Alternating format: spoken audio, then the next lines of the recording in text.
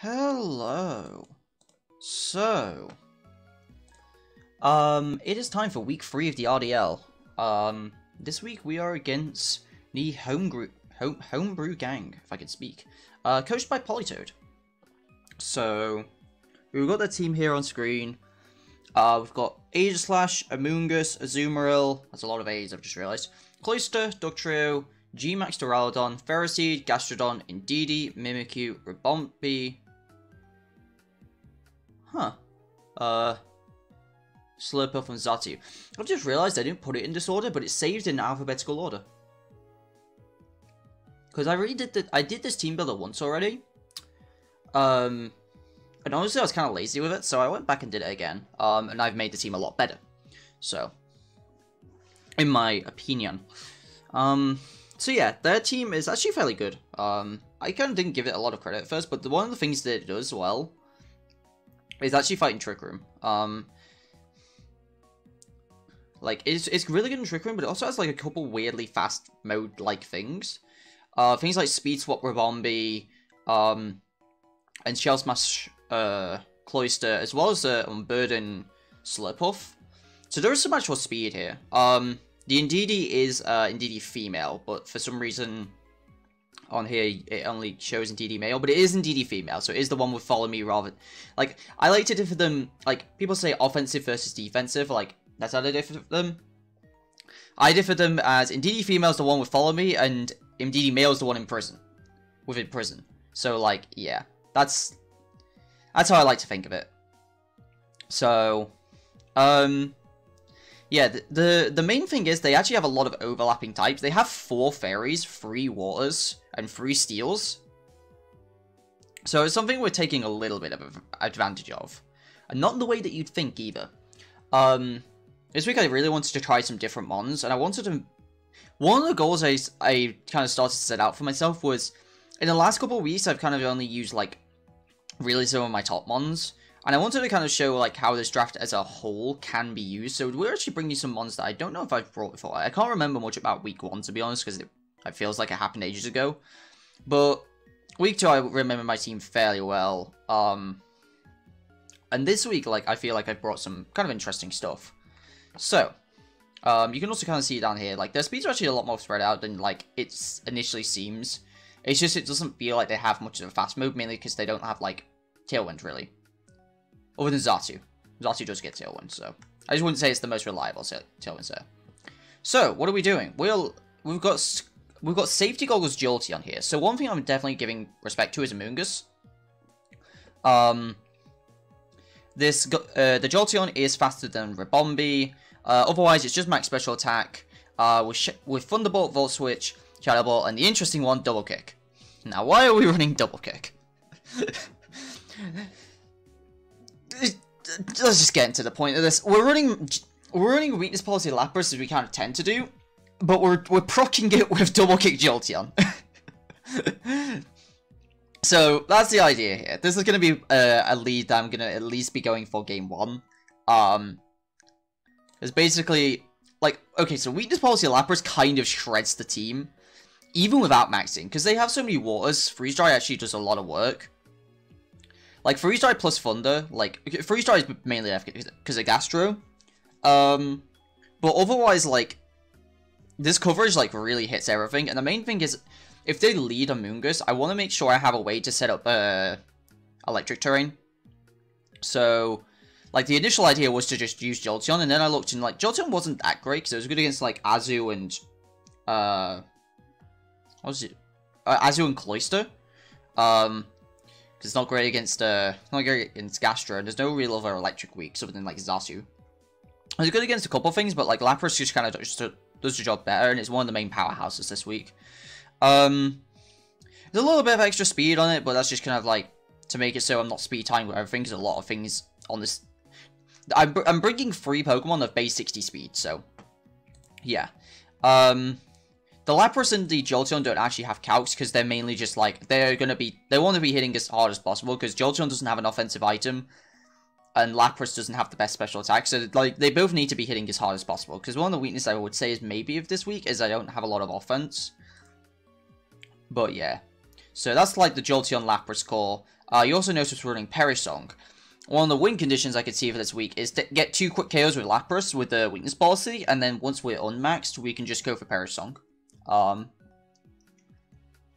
So I wanted a way to max guard, and Perisong was like kind of the easiest way to do it. Like it feels weird not running Protect on a Perisong set, but a lot of the other Pokemon do run Protect as a result. Or just ways to make it so that we can get this Perisong off as an alternate win condition if we need to. So. And Shadow Ball is basically just Mimikyu. I will respect Mimikyu because it's very good. Next up, we have Cress. Honestly, this is kind of just a weirdly standard Cress. I believe this outspeeds Cloyster?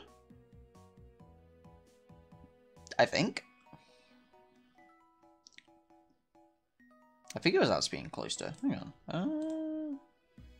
Let me have a look. See, this is what I was doing like before, where I was like just kind of throwing Cress in calcs and just seeing what was happening.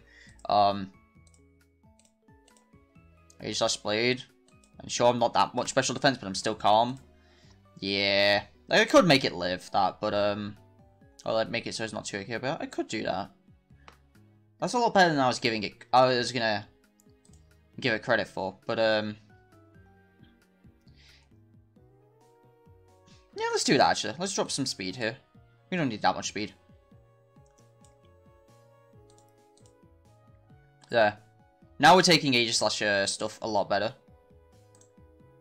Yeah, so now we're taking Aegislash stuff way better. So now we're at 108. Yeah, we're taking Aegislash stuff way better, which is nice. With Trick Room, Helping Hand, Ally Switch, and Icy Wind. There's no real attacking move on this thing, and that's because a lot of the time it doesn't need to. The thing is as well, is like, it's Trick Room and Icy Wind. Basically, because they play so well in Trick Room, it's an option to reverse Trick Room, or if they're just not going for Trick Room at all, I could just use Icy Wind. This team also, like, works well in and out of Trick Room very nicely. It's a very middle speed, like, kind of team. The only real fast piece is Jolteon. So, it's very much about, like, deciding what speed I need, and, like, I can go with that with Cress. So, kind of like I do it with Lunala in UBL Season 1, whereas, like, Tailwind or Trick Room. But this is kind of on the same set, because it could very much depend on what I want. And Icy Wind is also nice for breaking Mimikyu Disguise. Cress, if it's going to use a move, it's, like, it also doesn't really need speed or offense, because, like, if it's going to use a move, it's Icy Wind to slow things down. And then otherwise, Trick Room has low priority, Helping Hand has +5 priority, the highest priority in the game, and Ally Switch has, like, +2 priority. So, like, it doesn't need speed, like, realistically, unless I want to outspeed something to slow it down to combo. But, like, other than that, like, a lot of my Pokemon are slower anyway, so it's like, yeah, I don't know. I think the bulk could be nice here, though, because Crest living stuff is pretty big. And as I believe I forgot about this when I made the team builder, but we have the combo of Escavalier and Crest, which I think I dubbed Crestgav, which if I didn't say, I really like that name. So we've got Crestgav as the combo, like that's our Trick Room of Cresselia and Escavalier. Escavalier bops this team. So yeah, like the first 3 didn't really have calcs, the last 3 kind of do, because like Crest I started to look at like Mimikyu and Escav, and Aegislash stuff, and I was like, yeah, Crest is good enough. Like if I just told you it lives stuff, you'd probably believe me. Like I started looking at things, I was like, yeah, we're good. But Escav, I wanted to make sure like it was doing what I wanted. So I believe the benchmark I went for was, so this one-shot, so while maxed, Mega Horn is a one-shot on max HP 4 defense Mungus. With Life Orb as well, because I want the AV on Incineroar this week. Like, it could have gone, like Incin could have had a berry, and, like, Escav could have had the AV, but I also want more. I want to protect on a few more things, and Incin, like, if I was giving it a berry, it probably wouldn't even run protect anyway this week, just because it kind of likes a lot more of its moves. So yeah, we've got the Escav. Drill Run also KOs like a max HP 4 defense Duraludon. So, while max, so like, it's not going to kill a lot while not max, but the thing is, basically we trade power for bulk, if we're not maxing Escav, because the thing is, like, we have 2 max targets. We're maxing Escav or maxing Lapras. If Lapras maxes, then Escav gets the bulk of the Aurora Veil, so it can stay in for longer and get the extra hits off that it needs to. Whereas if we're maxing Escav, cool, we're going for, like, these super powerful max moves that also make Escav bulky. So, like, it's definitely an option, but I think Lapras can just clean the team if it needs to. So, that's the idea. Also, like, Escav's really good against Amoonguss because of Overcoat and underspeeding it. So, I definitely wanted Escav. Next up, Incineroar. Incineroar is a Pokemon I wanted. Basically, this team had Lando T on it for the longest time, basically as a complete deterrent. It was just a standard Scarf Lando T. And I was just like, I don't want Scarf Lando T. Like, Lando T is alright, but it's like, this week I just didn't want to use it. Not because it was bad. No, not because I didn't want to because of what happened last week, but it wasn't that good here, to be honest. Like, one of the big things is, sure, I might have, like, some really strong pieces, but it's also recognizing which strong pieces are good where. And, like, Incense really good this week because of the Indeedee, the 2 big grass types, all the steals as well, the ghosts. Like, Incense really good, like, just with fire dark coverage. The calc, I believe, is to one-shot a max HP 4 defense Indeedee female. So, that's why it's got as much attack as it does. And then, what's really nice is, so, if I intimidate a Shell Smash Cloyster, so it's a +1, this lives a Rock Blast. Guaranteed from Jolly +1, Cloyster. So yeah, that's pretty good. And then the Spadef, is to live 2 Skulls from a max special attack, Gastrodon. So yeah, a lot of the other things that I didn't really calc were things like Ferroseed, which is going to just cease, Xatu, which will cease, like, Aegislash, I keep wanting to say Aegislash and Escav, I keep confusing the two. I could have calced Aegislash, I think I did actually, but I couldn't quite get the one-shot with Flare Blitz, I don't think, even with max attack. So, but, like, the Assault Vest Instinct is just going to do work this week. It's got good offense. And last but not least, we've got Weezing. It's kind of a bulky offense, Weezing, despite only having a Sludge Bomb.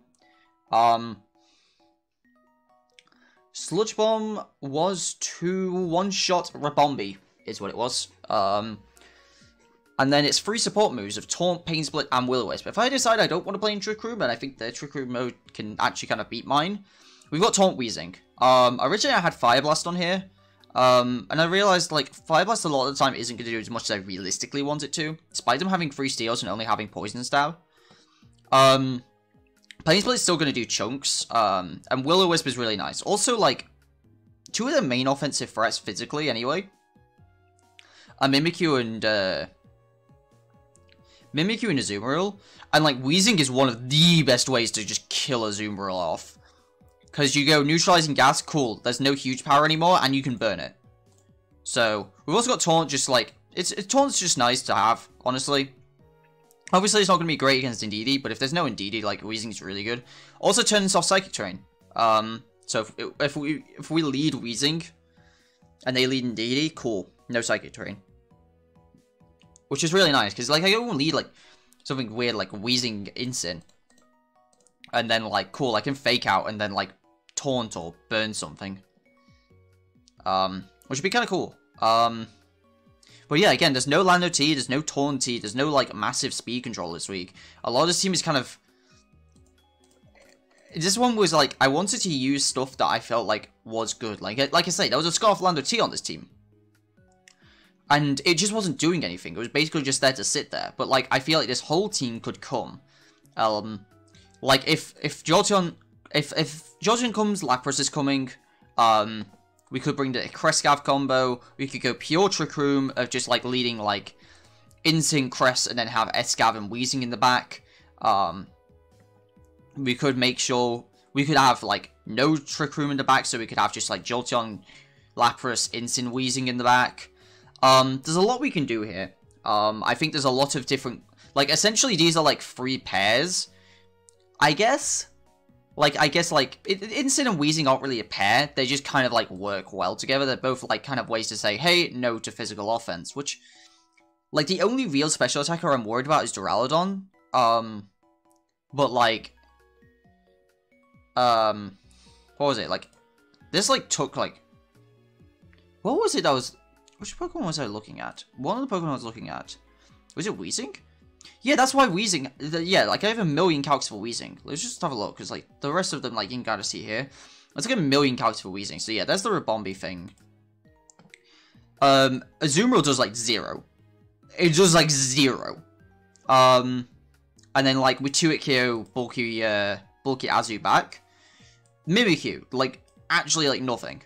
Dugtrio, like, has a chance to Tuikyo after the recovery. Gastro, one of the few things that will really hurt it. And then look at this. This was, I believe, the calc I was going for. Modest max special attack, Draco Meteor, off of Draco Meteor, max Wormwind, will not KO this Weezing. So that's why this is as bulky in the special defense as it is. It will live that, and then it can pace split it back. And do chunks. That or just, like, burn something else, or taunt something else. So yeah. A really interesting interaction as well is if Crest and Weezing are on the field, things get very interesting. Because of how neutralizing gas works. Because, like, say if I want to bring out... It's a weird combination, but if I want to bring, like, say, Jolteon, Lapras, Crest, Weezing, I can set up Electric Terrain. And then if Weezing and Crest are on the field... Crest actually can't go asleep because it negates Levitate, meaning it's touching the ground, meaning it gets affected by Electric Terrain, means it can't be spored, which I think is really interesting. The opposite, however, is also true, because if Escav's in while Weezing is in, and Electric Terrain isn't up, then we can't block the powder moves. So we do have to be careful with Weezing. Like, all my abilities this week are very good. Like, you know, Volt Absorb. Volt Absorb's not that great, but Water Absorb's really nice with Lapras because of Azumarill. Like, Crest obviously dodging ground moves is always nice. Overcoat's really nice. Intimidate's really nice. So there's a lot of things I do have to be careful about with Weezing. But there's also a lot of things as well, weirdly enough, like, Stalwart's negated. So if I want to ally switch with Crest, I can ally switch with Crest with Weezing on the field. And we know Weezing can take a max Wormwind. So, yeah. This seems really cool. I'm glad I kind of went back and revised it. There's one Pokemon on here that I kind of wish was able to come, but like basically I was trying to bring Drampa this week, just because I wanted Sap Sipper Drampa for Amoonguss, and I also thought I remembered there being more grass types in my head than there were, but it's just Ferroseed and Amoonguss, and I'm not gonna do that for I'm not gonna do that this week, especially when there's 4 fairies as well. It's 4 fairies and Cloyster with this nice. Like, I don't want to do that. But Escav's way better here. So yeah. That will do it for the team builder. So I will see you guys in the battle. And I apologize again. It's 20-minute team builders. But when I'm happy with a team builder, then... Or when I'm happy with a team, I want to go for it, so... But yeah, that will do it. So let's get into the battle, shall we? Hello. So, we are back. It's time for week 3 of the RDL. To put this into context, I'm doing this battle actually an hour after the UBL match, which will be uploaded first. Mostly to give context to this match, because, I mean, if anything's going to influence any decisions I make, it's gonna be from that. Such as not wanting to miss moves or hacks. So, yes, I'm still a little bitter. But I've at least, I'm not as bad as I was an hour ago. But we've got Politoad.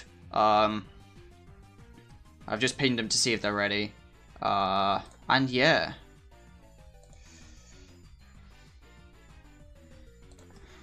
Yeah. So, Normally I don't schedule 2 matches in one day, but like... James at the London X-Rays for the EBL, they asked if they wanted a battle today, and... Well, they asked if they wanted to battle today instead of Friday, and I said sure. And then I completely forgot I was supposed to be battling Politoad today, so... Here we are. We have the team. Whether this works is another question. I've at least got my notes up as well.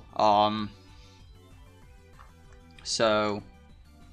Mainly just wheezing. I'm excited to start some of this stuff. Like, I just kind of hope it goes well. So yeah, that's team builder there and team builder here. Yeah, let's go. GLHF. I believe this is the first time me and Politoad played. They were in UBL Season 1, but they left prematurely. I think it was actually because one of their Discord accounts got, like, messed with. Cool. So they actually brought Cloister. They brought Amoongus. What do I want to go with?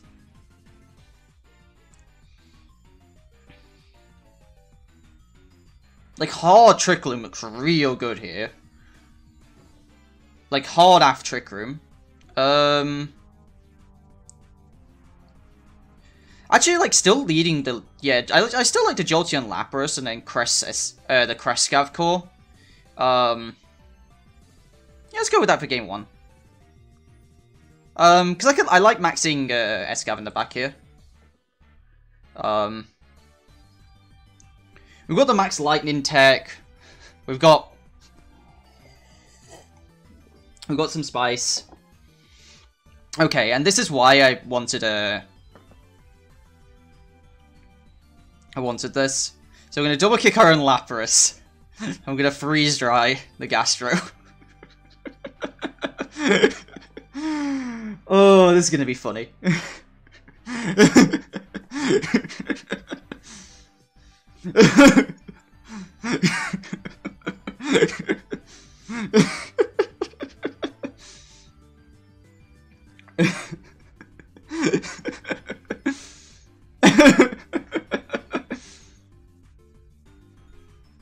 We're double kicking our Lapras, boys.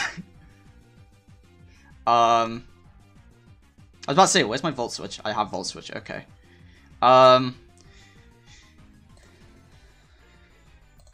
You know, double the Cloister? I should have... Why did I fall for Ally Switch? Of all things, I fell for Ally Switch. And there's the Smash.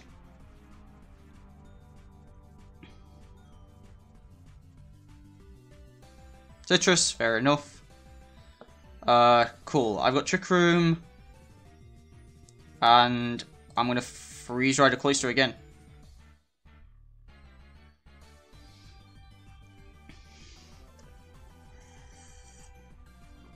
I'm waiting to max Escav in the back. That's the idea here.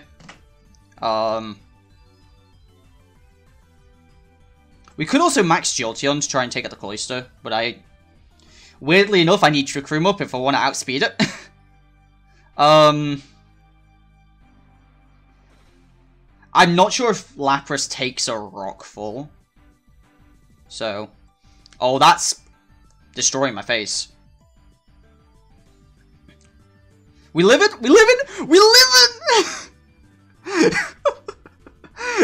Chris is the bulkiest thing alive!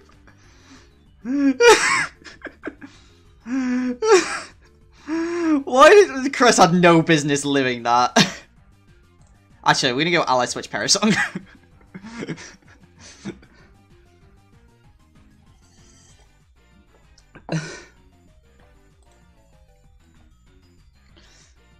Okay, fair enough. They're forfeiting early. Okay.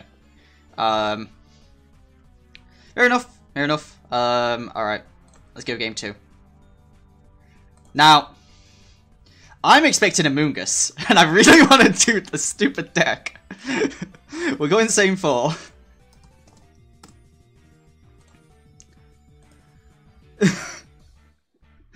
Oh, what? I really want to do this. I want them to fucking...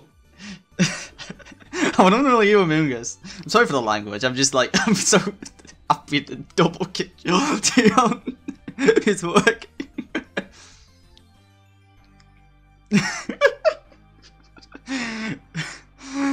Oh, double kick Jolteon is the best thing on the planet. Come on, lead it. Lead Among Us. Okay, they're not leading Among Us. Okay. Fair enough. I'm still not sure what this Gastro, like, actually wants to do. I'm gonna do it. Oh, but follow me. Oh.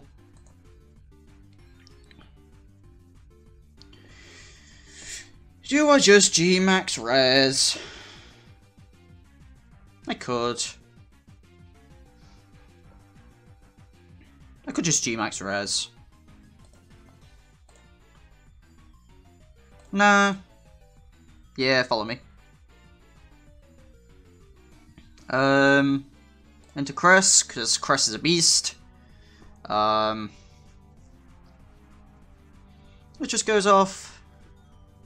That nice immunity is always nice.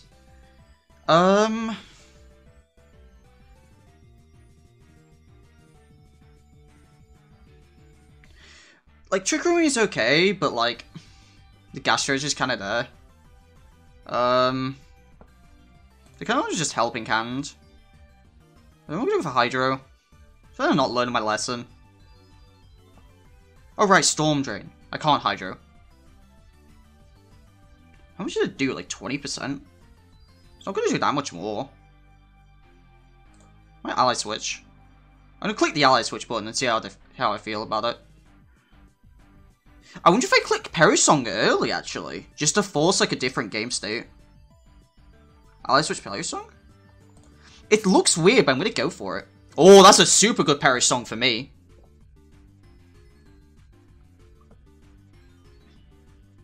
Because now this Cloister doesn't get to, like, get full Smash setup.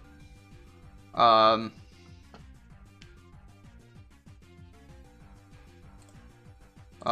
gonna Helping Hand Hydro here.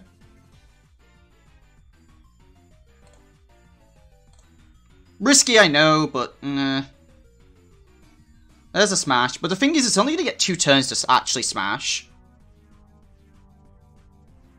Cool. I don't know if that crit mattered. I'm gonna go with a hard no. Because it was Helping Hand boosted Hydro. But yeah, this Cloister only gets, like, really 2 turns. There's a question of what they want to go for. Because I don't think they know I have Escav in the back. How much do I need Jolteon? Depends if this Cloister actually just goes down or not. I mean, I could just press the Ally Switch button. It's always an option. I'm not sure what Ribombee wants to do. I could set up Trick Room as well. I could Trick Room and then double switch. Okay. Activate the weakness policy, but Lapras is going down.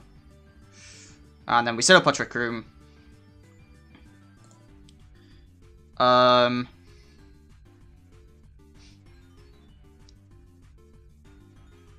Bring in Escav. We get a max Escav. And just Steel Spike. And then we're going to switch into Jolteon. Because I really don't want to lose my Cress. Our Perish song just kind of came to clutch. Because it's like, now they have a choice. And they're keeping it in. Protect, fair enough. This will break any Sash that they have. And do a lot of damage in response. And they're actually going to go boom. Wow. It's fair enough. But we've got Crescav at the end.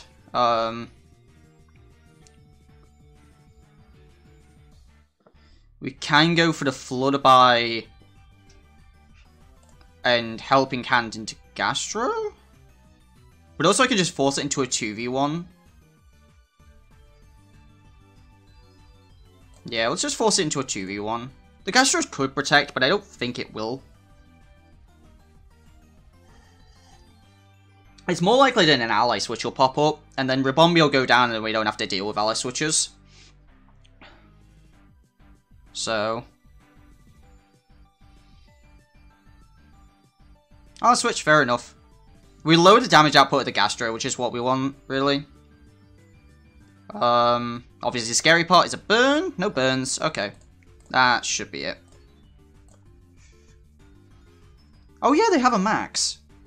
Forgot, because the max guard, yeah. Fair enough, fair enough. So they only actually have -1. So I think I have to Mega Horn. I'm gonna ally switch. That was a crit, jeez. It's so tanky. Okay, so Trick Room goes down. That was their first turn of max. So I'm gonna Icy Wind Protect.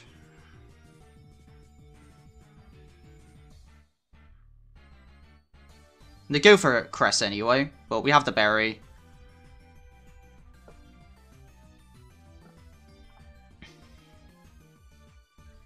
I'm a little scared, because I actually have to hit Mega Horns at this point. Okay, we hit it. GG. That was actually kind of a scary endgame, I'm not gonna lie. They definitely caught me off guard. He's like self-destruct... self-destruct Cloister I didn't realize was a thing. But it also kind of made sense at that point. Yeah.